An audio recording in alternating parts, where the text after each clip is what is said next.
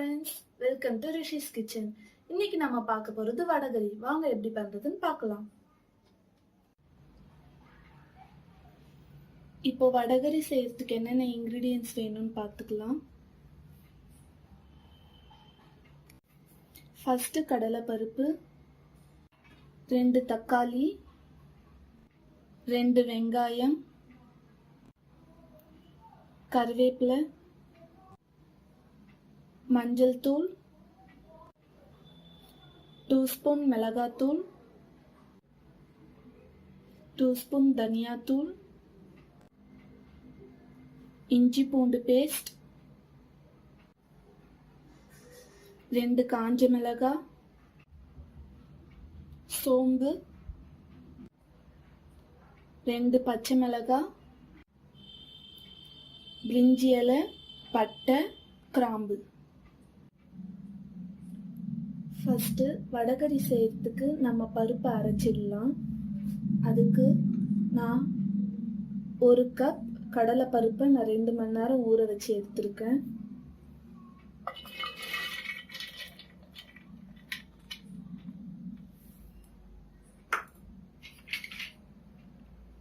அதுல 2 காஞ்ச மிளகாய்,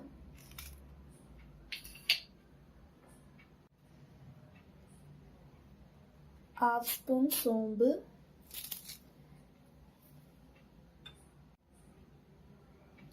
அப்புறம் பருப்புக்கு தேவையான அளவு உப்பு. இப்போ இதெல்லாம் போட்டு நல்லா அரைச்சி எடுத்துக்கணும்.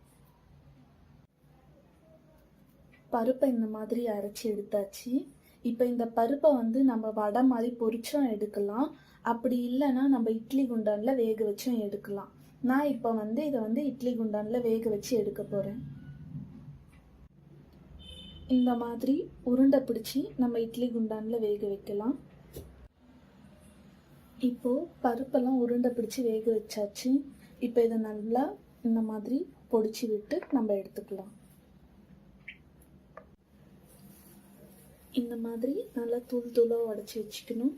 இப்போ வாங்க நம்ம கிரேவி பண்ண ஆரம்பிக்கலாம். இப்போ எண்ணெய் நல்லா சூடான உடனே அதில் நம்ம பிரிஞ்சி இலை, பட்டை, கிராம்பு இதெல்லாம் போட்டுடலாம்.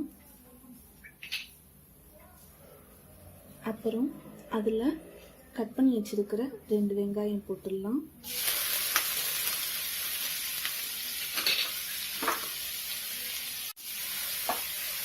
நல்லா வதக்கிக்கோங்க. அப்புறம் அதில் 2 பச்சை மிளகாய்,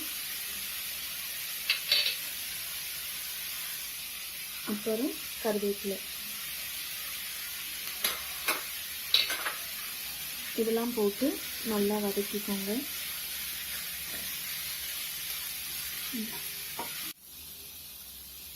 ஆனியன் இப்போ லைட்டாக கோல்டன் ப்ரௌன் ஆயிடுச்சு.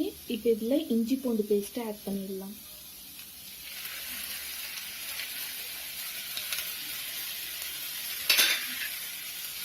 ஆட் பண்ணி நல்லா மிக்ஸ் பண்ணிக்கோங்க.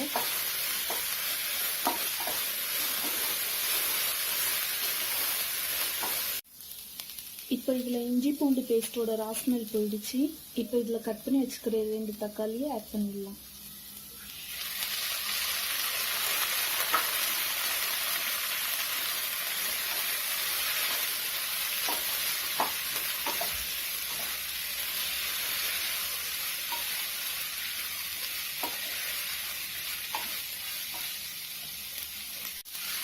இப்போ இதில் உப்பு கொஞ்சம் ஆட் பண்ணிக்கோங்க. அப்போ எல்லாம் சீக்கிரமாக வதங்கும்.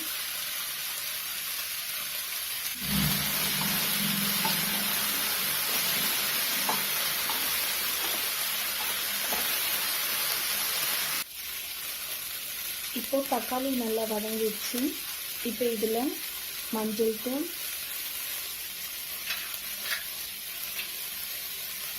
டூ ஸ்பூன் மிளகாத்தூள்,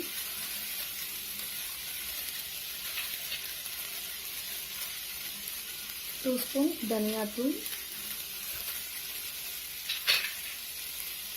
இதெல்லாம் போட்டு நல்லா மிக்ஸ் பண்ணிடலாம்.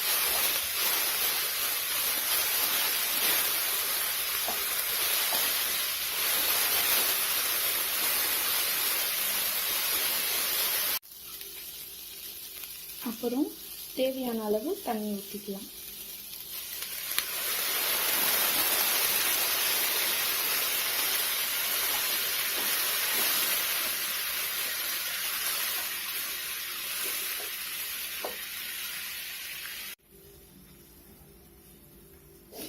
நல்லா கொஞ்ச நேரம் கொதிக்க விடுங்க.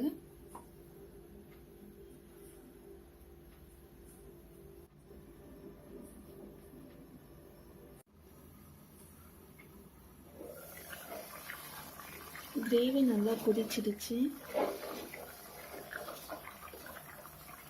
இப்போ இதில் நாம் பொடிச்சு வச்சிருக்கிற நம்ம இந்த பருப்பு வடையெல்லாம் போட்டுடலாம்.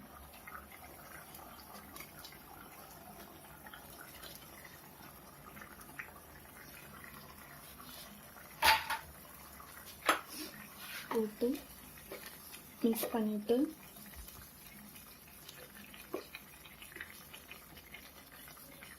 மூடி வேக வச்சிடலாம். மறுபடியும்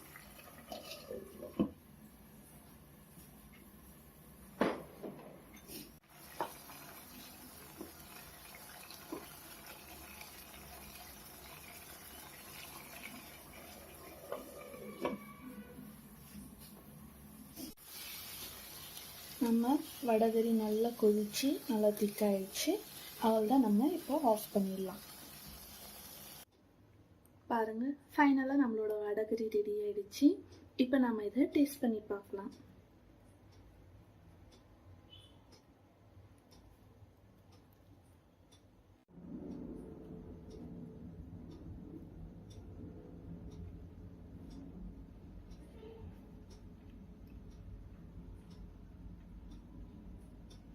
செம்ம டேஸ்ட்டாக வந்திருக்கு.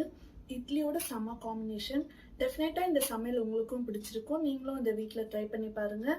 உங்களுக்கு இந்த சமையலை பற்றி ஏதாவது கமெண்ட்ஸ் இருந்தால் என்னோட கமெண்ட் பாக்ஸில் கமெண்ட் பண்ணுங்கள். மறக்காமல் இந்த சேனலுக்கு சப்ஸ்கிரைப் பண்ணிடுங்க.